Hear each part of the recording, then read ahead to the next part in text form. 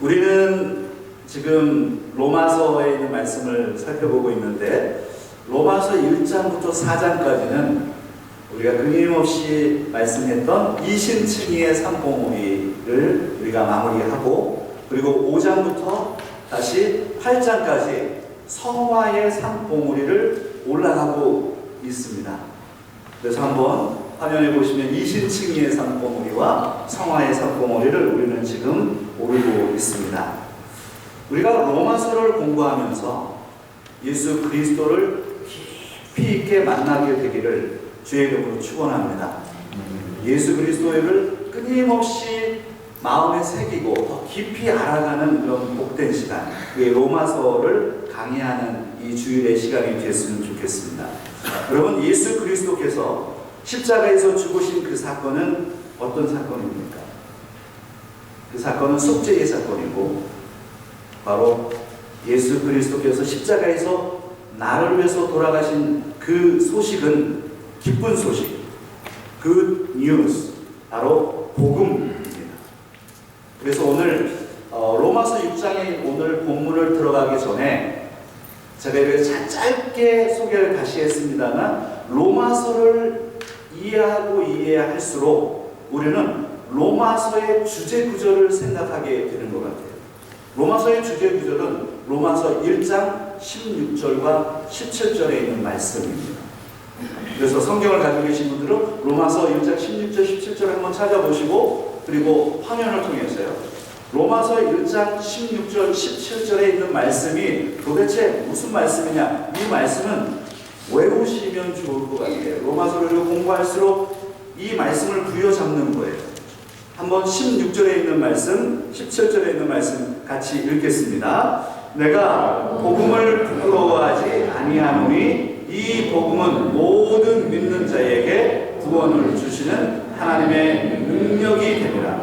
먼저는 유대인에게요, 그리고 헬라인에게로다. 복음에는 하나님의 의가 나타나서 믿음으로 믿음에 이르게 하나니 기록된 바 오직 의인은 믿음으로 말미암아 살리라 함과 같으니라. 할렐루야. 얼마나 좋은 말씀인지. 내가 복음을 부끄러워하지 아니하노니, I am not ashamed. 나는 부끄러워하지 않는다는 거예요. 무엇을요? Of the gospel. 복음을. I am not ashamed. The gospel. 나는 복음을 부끄러워하지 않아요. 나는 복음을 부끄러워하지 않습니다. 그리고 17절에 있는 맨 마지막에 하이라이트에 있는 부분에 보면 오직 의인은 어떻게 한다고요? 믿음으로 말미암아 살리라. 이 두 가지의 주제가 지금 우리가 달려온 주제들이에요. 내가 복음을 부끄러워하지 아니하노니, 이 복음은 어떻다고요? 이 복음은 모든 믿는 자에게 구원을 주시는 하나님의 능력이 됩니다. 사랑하는 성도 여러분, 혹시 복음을 부끄러워하고 계십니까? 복음이 부끄럽습니까? 예수 그리스도가 부끄러우신가요? 교회에 오는 게 부끄럽습니까? 기독교인이라는 게 부끄럽습니까? 아니, 우리가 신앙생활을 하다 보면 한때 그런 생각도 가끔 할 때가 있어요. 그런데 신앙이 깊어지면서 복음은 부끄러운 게 아니에요. 복음을 자랑하시기 바랍니다. 복음을 자랑하시기 바랍니다. 복음을 부끄러워하지 마시기 바랍니다. 사도 바울이 나는 복음을 부끄러워하지 않습니다. 나는 복음을 부끄러워하지 않아요 라고 말합니다. 복음을 부끄러워하지 않는 우리는 믿음으로 구원을 받았고 믿음으로 살 것을 다짐합니다. 그래서 오늘 로마서 이제 6장에 있는 부분으로 좀 들어가 보면, 로마서 6장에는요 사도 바울이 논증하는 거예요. 로마서 1장 16절과 17절에 있는 이 주제 구절을 논증하는 거예요. 그게 로마서입니다. 이 두 구절에 담겨져 있는 이 내용을 풀어서 설명하는 게 로마서입니다. 그래서 전반부와 후반이 있어요. 17절, 특별히 17절에 보면 전반부와 후반부로 나누어지는데 이 전반부는 어떤 내용입니까? 오직 어떻게 전반부는요? 전반부는 이런 내용이죠. 복음에는 하나님의 의가 나타나서 믿음으로 믿음에 이르게 한다라고 하는 이 부분이 바로 이신칭의에 대한 부분입니다. 그래서 로마서 1장 17절의 전반부의 이 내용은 로마서 1장부터 4장까지의 이신칭의의 내용을 설명하는 거예요. 그리고 후반부 17절 후반부에는요, 바로 믿음으로 살겠다라고 하는 하박국 2장 4절의 인용, 오직 의인은 믿음으로 말미암아 살 것이다. The righteous, 의인, the righteous will live by faith. 믿음으로 살리라. 의인은 믿음으로 살리라. 복음으로 옳게 된 사람, 이신칭의.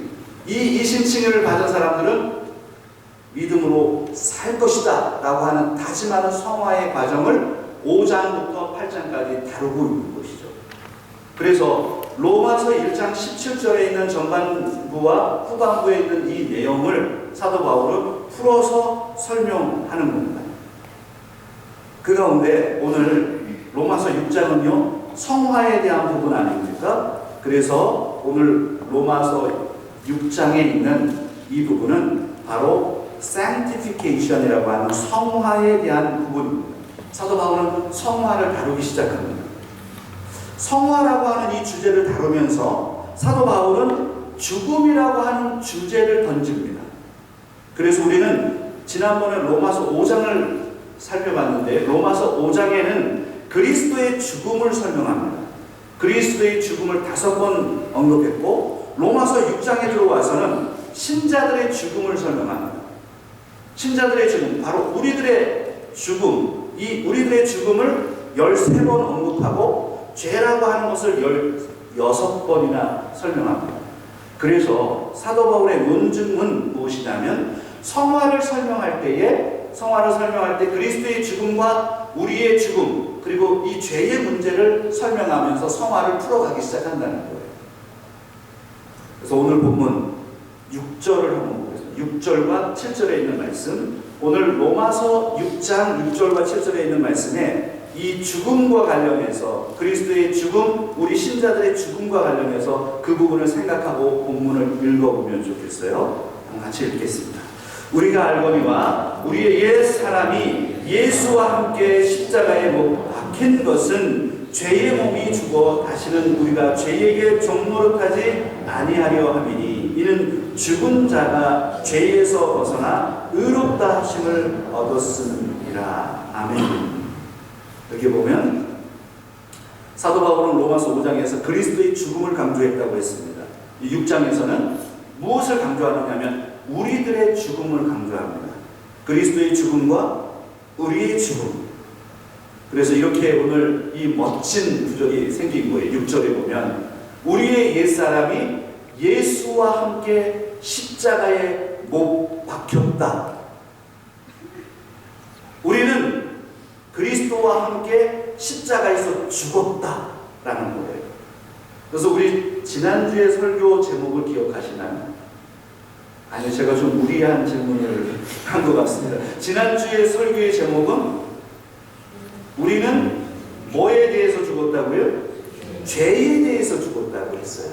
오늘 설교 제목은 무엇일까요? 제가 무리한 질문일까요? 오늘 제목은 우리는 그리스도와 함께 죽었다.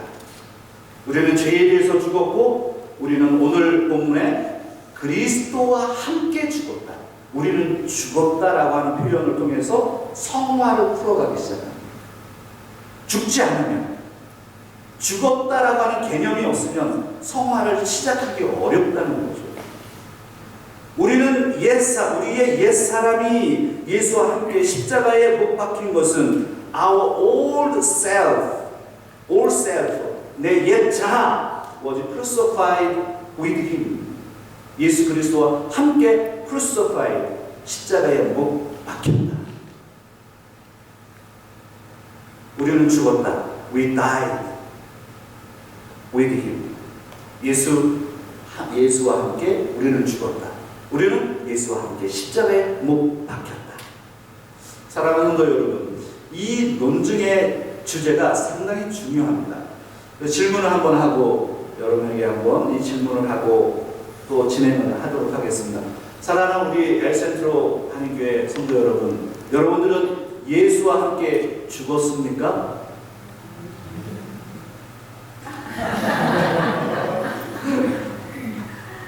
아니, 안 들리는 것 같아요.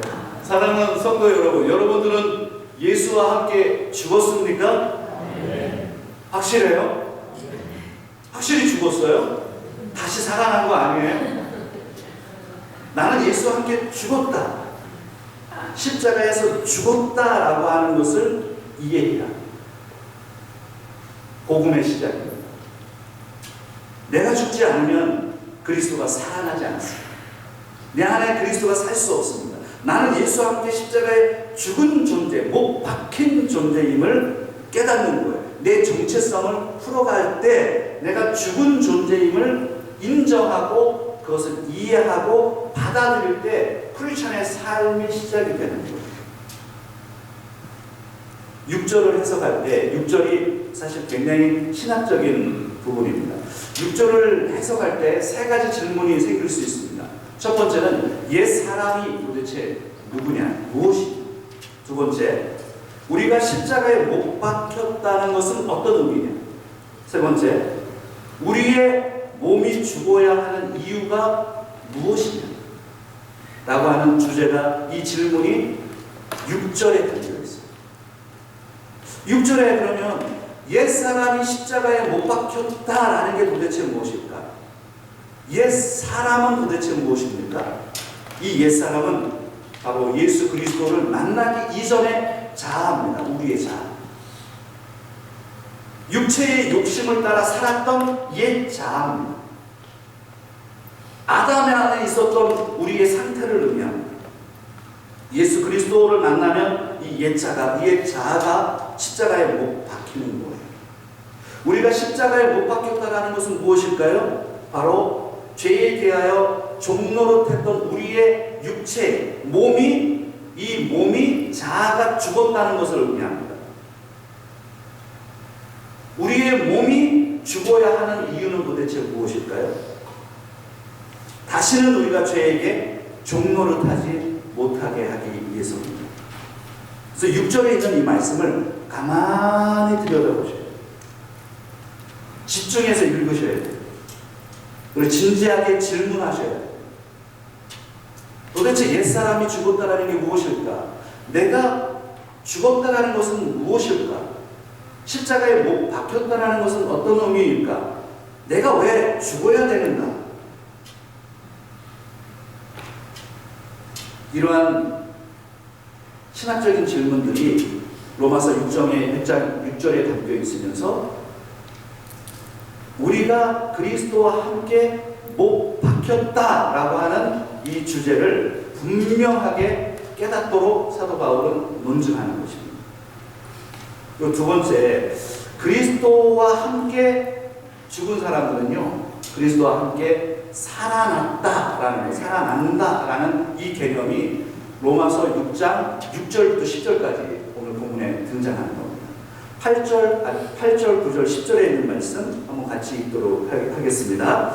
만일 우리가 그리스도와 함께 죽었으면 또한 그와 함께 살 줄을 믿노니 이는 그리스도께서 죽은 자 가운데서 살아나셨음에 다시 죽지 아니하시고 사망이 다시 그를 주장하지 못할 줄을 알미로다. 그가 죽으심은 죄에 대하여 단번에 죽으심이요 그가 살아계심은 하나님께 대하여 살아계심이니. 로마서 6장 8절로 10절까지는 그리스도와 함께 죽는 것으로부터 다시 잘 생각해 보세요. 잘 보세요. 그리스도와 함께 다시 살아남이라고 하는 주제를 강조합니다. 그리스도와 함께 죽은 우리, 그리스도와 함께 살아난 우리를 강조해요. 신자들은요, 그리스도와 함께 죽은 자들은 그리스도와 함께 살아난다는 거예요. 예수님께서 십자가에서 죽었어요. 그리고 다시 3일 만에 부활하셨습니다. 그래서 우리는 십자가에서 죽은 예수와 함께 다시 살아난다는 것. 이게 기독교의 비밀이죠. 예수님께서 돌아가셨고 3일 만에 부활하신 것을 믿으십니까? 여러분, 예수님께서 3일 만에 부활하신 것을 믿으십니까? 그래서 고린도전서 15장 3절부터 6절에 있는 아주 그 유명한 복음에 대한 요약이죠. 고린도전서 15장 3절로 6절에 있는 말씀에 복음을 이렇게 요약합니다. 같이 한번 읽겠습니다. 이는 성경대로 그리스도께서 우리 죄를 위하여 죽으시고 장사 지낸 바 되셨다가 성경대로 사흘 만에 다시 살아나사 게바에게 보이시고 후에 12 제자에게와 그 후에 500여 형제에게 일시에 보이셨다니. 아멘. 부활장입니다. 로마서 15장은 부활장인데 예수 그리스도께서 죽음에서 4일 만에 부활하셨다라는 것을 논증합니다. 그리고 그 증거를 보여주죠. 예수님께서는 이 땅에 저희의 죄를, 우리의 죄를 위해서 오셔서 십자가에서 죽으시고 장사되셨습니다. 그리고 3일 만에 부활하셨습니다. 그것이 사실이라는 것을 보여주기 위해서 예수님께서 부활하신 다음에 게바에게 보이고 12 제자에게 보이고 500여 형제에게 보이고 40일 동안 이 땅에 계시면서 자신이 부활했다는 것을 보여줍니다. 그리고 오늘 우리에게 확신을 줍니다. 아, 예수님께서 부활하셨구나. 그리고 오늘 로마서의 사도 바울의 이 논증을 통해서 우리가 예수 그리스도와 함께 죽었다면 우리는 다시 살게 될 것이다. 우리는 예수 그리스도와 함께 죽었고 우리는 예수 그리스도와 함께 다시 산다. 다시 살아난다. 그래서 오늘 우리가 사는 것은요, 그리스도와 함께 사는 것. 이제는 내가 사는 게 아니고 누구와 함께 사는 것이라고요? 그리스도와 함께 사는 것. 그리스도와 함께 죽었고 그리스도와 함께 살아난다. 이 부분 한번 좀 같이 따라하면 좋겠어요. 나는 그리스도와 함께 죽었고 나는 그리스도와 함께 산다. 그리스도와 함께 살아납니다. 오늘 중요한 이 6절부터 10절까지의 이 부분은 이 정도 살펴보고 이제 바로 적용적으로 좀 넘어가기 원하는데요. 한 가지 적용점을 좀 나누고 싶은데 그 적용점은 이거예요. 우리는 예수님과 함께 살아간다. 한번 따라하겠습니다. 우리는 예수님과 함께 살아간다. We live with Jesus Christ. We live Jesus Christ. We live alone. 이렇게 표현하면 뭐죠? We live alone. 나는 나 혼자 산다. We live alone이 아니라 We live with Jesus Christ. 나는 그리스도와 함께, 예수 그리스도와 함께 산다는 것. 여러분들은 지금 누구와 함께 살고 계십니까? 어떤 사람과 함께 살고 계십니까? 때로는 여러 사람들과 함께 사는데 홀로 솔로처럼 살아가는 듯한 느낌을 받을 때가 있어요. 외로워요. 누구와 함께 살아도 외로워. 그런데 나이가 들면서요, 이 에이징의 문제가 발생이 돼요. 이 에이징의 이 시대에 살면서 계속해서 이 외로움을 더 많이 느끼는 거예요. 여러분, 누구와 함께 살고 계십니까? 외로우신가요? 여러분, 많이 외로우세요, 혹시? 오늘은 아버지 날인데요. 혹시 외로우신가요? 우리 아버님도 사실 잘해주셔야 돼요. 아버지들이 집에 와서 대화할 사람이 없어서 누구랑 대화한다고 그러죠? 강아지하고 대화를 한다고 그러는데 저는 강아지도 없어서 나는 고양이하고 대화를 해요. 우리 교회 지나다니는 고양이하고 대화를 해요. 여러분, 우리는 사실 농담이지만 외롭단 말이에요. 이 외로움의 문제. 여러 명하고 사는 것 같은데 혼자 사는 것 같아요. 외로워요. 나이가 계속 들어가요. 그래서 나는 혼자라는 생각을 하게 돼요. 저희 화면에 있는 것을 보면 외로움이 표현이 되죠. 저 화면을 찾으려고 노력을 많이 했어요. 아무튼 외로워. 혼자 살아간다는 거예요. 그래서 지금 전 세계적으로 사회 문제가 되고 있는 것이 무엇이냐면 1인 가구에 대한 것입니다. 혼자 사는 분들이 많아진다. 제가 이제 통계를 좀 설명을 할 건데요. 저걸 이제 추세만, 트렌드만 보시면 될 것 같고요.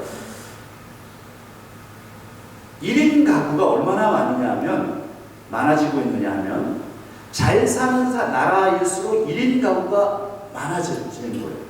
1인 가구가. 그리고 유럽을 얘기를 해본다면, 유럽은 경제적으로는 지금 북유럽, 서유럽이 상당히 잘 사는 나라입니다. 그 중에서 제일 잘 사는 유럽은 북유럽 국가들입니다. 북유럽, 서유럽, 그리고 남유럽, 동유럽 순인데요. 통계에 의하면요, UN 유럽경제위원회의 2023년 기준에 의하면 북유럽 국가들, 덴마크, 스웨덴, 핀란드, 노르웨이, 이 네 나라를 설명을 좀 해보면요, 이 사람들, 이 나라들 가운데 1인 가구가 몇 퍼센트인지 한번 얘기 한번 해보세요. 몇 퍼센트나 될까요?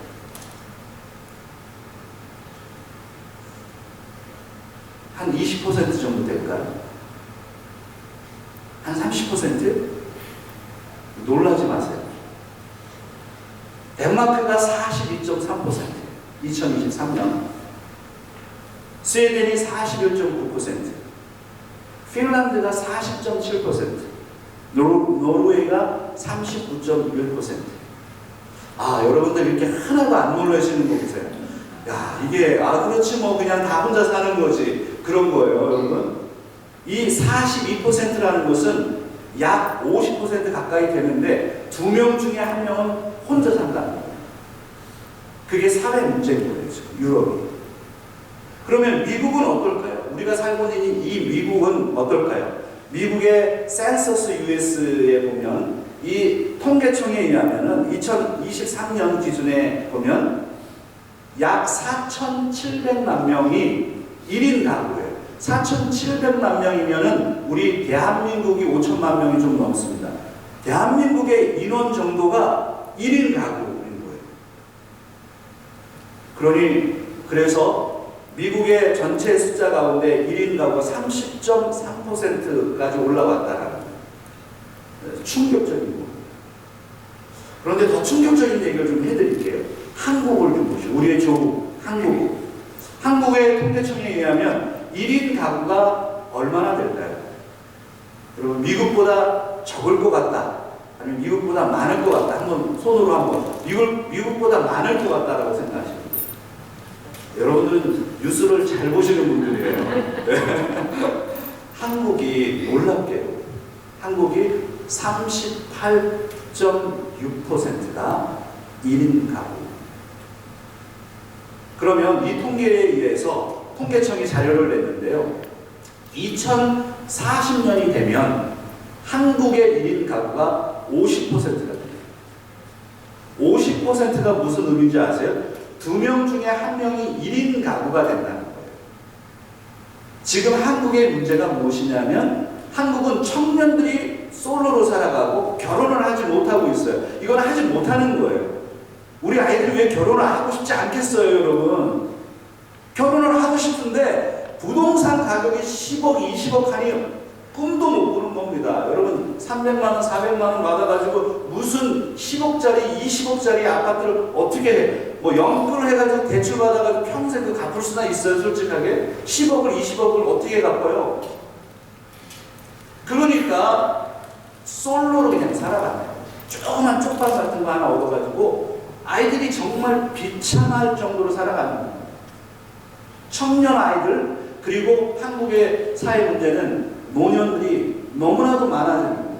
이 노년들이 그래서 한국의 사회 문제뿐만 아니라 미국의 사회 문제이고 유럽의 사회 문제는 지금 다 세계의 공통적인 문제가 무엇이냐면 잘 살면 살수록 1인 가구가 많아지고 고독해지고 외로워서 고독사가 생기기 시작했다라는 거예요. 고독사가 뭔가요? 고독해서 스스로 죽어버리는 거예요. 그게 고독사입니다. 예전에는요, 못 먹어서 죽는 사람이 있어도 고독해서 죽었다는 얘기 누가 우리가 들어봤나요? 아니요, 지금은 고독해서 죽는 거예요, 사람들이. 우리는 이런 사회에 지금 살고 있는 거예요. 이게 남의 이야기입니까? 아니에요. 우리들의 이야기. 그래서 저는 교회의 역할, 이렇게 고독해지는 사회, 외로움의 사회 속에서 교회는 무엇인가? 교회는 어떤 역할을 해야 되는지를 질문하게 되는 거죠. 그래서 교회는요, 이 외로움과 고독을 해결할 수 있어야 되는 거예요. 여러분, 그 교회에 와서 행복하세요? 아니면 외로우세요? 바보 같은 질문인데. 여러분, 외로우세요? 행복하세요? 솔직히 한번 얘기해보자고요, 우리. 교회에 왔는데도 나 끊임없이 외로워. 나는 또 집에서도 솔로였는데 교회에 왔는데도 나도 그냥 외톨이네. 나를 아는 척도 안 하고 나 무시하나? 교회가 만약에 이런 분위기가 있다고 생각해보세요. 그거는 정말 하나님 앞에서 심판당하는 거예요.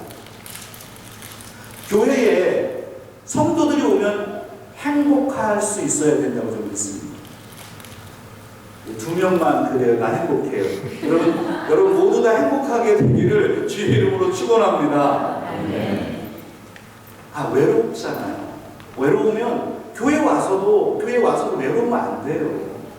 교회는 즐거운 곳이어야 되고 교회와 사람을 만나고 싶고 교회 따뜻해야 돼요. 저의 성품 가운데 하나가 그래도 제가 뭐 부족한 게 많습니다만 제가 좀 따뜻하지 않아요? 아닌가? 나 혼자 생각하는 건가? 아니, 따뜻해야 돼, 사람이. 아니, 우리는 따뜻한 성품이 없어, 사실은. 그런데 따뜻하도록 노력해야 된다. 사람들 오면 웰컴해 주라고 그래요. 근데 교회 왔는데 그냥 가재눈 해가지고 저 쳐다보고 저거 왜 왔나 이렇게 하면 안 된다는 거예요. 그래서 누구나 한 명 외톨이가 되지 않도록 모든 사람들이 교회 안에서 외로움을 극복할 수 있도록 여러분들 도와주셔야 돼요. 더 많이 사랑하세요. 더 많이 안아주세요. 더 많이 케어해 주세요. 그래서 나는 교회 가고 싶다. 사랑받고 싶다. 사랑받는다. 교회 가면 따뜻하다. 교회 가면 기쁘다. 또 가고 싶다. 이런 교회 만들어야 될 거 아니에요. 그래서 여러분 이렇게 다짐합시다. 오늘 이게 적용점이니까요. 우리 삶의 적용점이고 한번 같이 따라하겠습니다. 나는 죽겠습니다. 다른 사람을 위해서 죽겠습니다. 다른 사람을 위해서 죽으세요. 다른 사람을 더 많이 살려주시고 사랑해주시고. 그래서 제가 늘 그런 얘기하잖아요. 사랑만 해라. 이게 상당한 진리가 포함되어 있는 거예요. 사랑만 해도 시간이 부족해요. 사랑을 제대로 못한다니까. 사랑한다는 게 뭐예요? 어떻게 사랑하는 거예요? 누구를 사랑할 수 있습니까? 사랑만 해도 시간이 부족한데 왜 미워하기까지 하냐는 거예요. 미워하는 거 하지 말라는 거예요. 미워하지 말고 마음에 들지 않는 것을 표현하지도 말고 그냥 사랑만 하라. 사랑만 해도 우리는 시간이 부족해요. 따뜻한 교회. 제 목회 철학 가운데 하나가 바로 이 부분입니다. 따뜻한 교회여야 되고 누구나 웰컴 받는 교회여야 되고 그런 교회에서 성도들이 영적인 성숙을 이루어 가는 겁니다. 여러분들 속에서 모든 사람들이 행복을 누리게 되기를 주의 이름으로 축원합니다. 아멘. 우리 성도님들은 사실 그런 분들이에요. 그래서 제가 감사합니다. 한국에 그 예능 프로그램 가운데 나 혼자 산다라는 프로그램 여러분 좋아하시죠? 나 혼자 산다. 이게 영어로 표현하면 I live alone이에요. I live alone. 나 혼자 산다. 그리고 또 제가 좋아하는 프로그램 가운데 하나가 한번 맞춰보세요. 비슷한 거 있어요. 나 혼자 산다. 그거 아주 비슷한 거. 아마 여러분 추측해보면 맞출 수 있어요. 나는 자연인이다. 나는 자연인이다. 제가 좋아하는 프로그램이 나는 자연인이다예요. 근데 나 혼자 산다는 이제 연예인들이 이제 솔로로 살아가는 연예인들의 모습을 보여주는 거고, 나는 자연인이다. 이것은 혼자 저 산속에 들어가서 자연인으로 사는 프로그램을 거의 10년 정도 이제 방송을 했어요. 두 개 다 인기 프로그램입니다. 물론 문제가 많이 있지만 그런 거는 뭐 얘기할 필요 없고요. 나 혼자 산다. 나는 자연인이다. 이게 왜 이렇게 공감을 받을까요? 지금 사회가 그렇다는 거예요. 사회가 자기 혼자 사는 거예요. 자기 혼자 살 곳이 없어서 자연 속에 들어가서 막 사는 거예요. 돈도 없이 그냥 나물 캐 먹으면서 도라지 캐고 두릅 캐서 먹고 두릅 따서 먹고.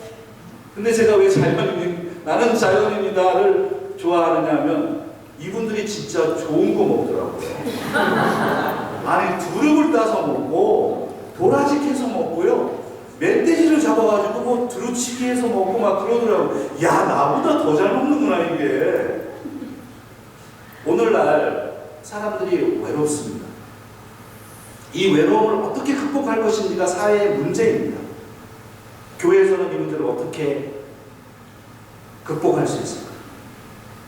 우리 그리스도인들은요, 혼자 살지 않는다라는 것을 기억해요. 누구와 함께 삽니까? 우리는 그리스도와 함께 산다. 우리는 누구와 함께 산다고요? 그리스도와 함께 산다는 거예요. 이 부분을 이해하는 것입니다. 그리스도와 함께 산다는 게 도대체 무엇이냐? 그래서 오늘 에베소서에 있는 말씀에 보면 에베소서 4장 22절로 24절에 사도 바울은 이렇게 말씀합니다. 옛사람이 아닌 새 사람으로 살아가는 것이다. 새 사람으로 그리스도와 함께 살아가는 것이다. 옛사람으로는 그리스도와 함께 살 수 없다. 새 사람으로 살아가는 것이다. 이렇게 표현하면서 이 부분을 설명합니다. 에베소서 4장 22절로 24절에 있는 말씀 같이 한번 읽어보겠습니다. 너희는 유혹의 욕심을 따라 썩어져 가는 구습을 따르는 옛 사람을 벗어버리고 오직 너희의 심령이 새롭게 되어 하나님을 따라 의와 진리의 거룩함으로 지으심을 받은 새 사람을 입으라. 육체의 욕심을 따라 썩어져가는 구습을 쫓는 옛 사람으로 살면 그리스도와 함께 살 수 없는 겁니다. 그리스도와 함께 산다고 하는 것은 이 옛 습성을 버리고 새로운 사람으로 살아가는 거예요. 새 사람이 되었을 때만 new person, new self, old self가 아니라 new self로 살아갈 때만 그리스도와 함께 살 수 있는 거예요. 그래서 사도 바울은 에베소서, 골로새서, 로마서 그의 서신서에서 끊임없이 새 사람을 입으라고 도전합니다. Put on a new self. 새 사람을 입으라. 옛 사람과 새 사람. 이 새 사람을 입는다라고 하는 것은 사실은 아주 신학적인 의미가 담겨져 있습니다.